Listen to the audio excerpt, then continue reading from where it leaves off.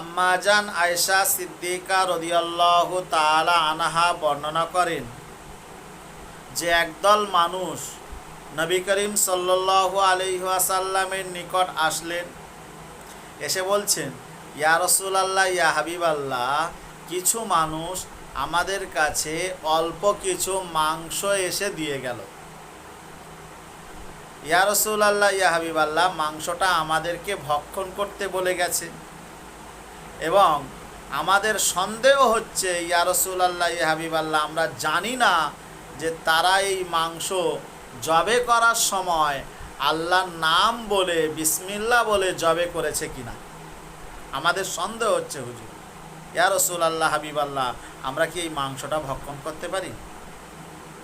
নবী করিম সাল্লাল্লাহু আলাইহি ওয়াসাল্লাম বললেন যে তোমরা বিসমিল্লাহ বলে মাংসটি রান্না করে ভক্ষণ করে খেতে পারো। রান্না করবে, রান্না করার পরে বিসমিল্লাহ বলে খেয়ে নেবে, নিলে জায়েজ হয়ে যাবে। তো কথা হচ্ছে এই যে আমরা যারা বিভিন্ন জায়গায় থেকে মাংস কিনি, আমাদের অনেক সময় সন্দেহ হয় যে মানুষটা জবে করেছে কিনা। তোমরা খাওয়ার সময় বিসমিল্লাহ বলে খেয়ে নেবে, বৈধ হবে।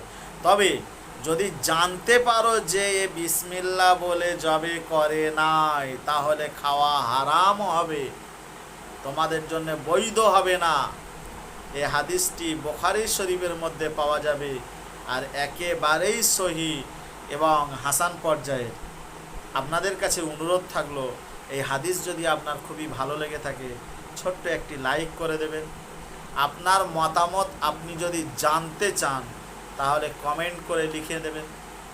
আর যদি বেশি নেকির অধিকারী আপনি হতে চান, আমাদের এই জান্নাতি হুর ফেসবুক চ্যানেল এবং ইউটিউবে জান্নাত রানী এই চ্যানেলটি সাবস্ক্রাইব করে আমাদের পাশে থাকুন, সঙ্গে থাকুন, বেশি নেকির অধিকারী হবেন।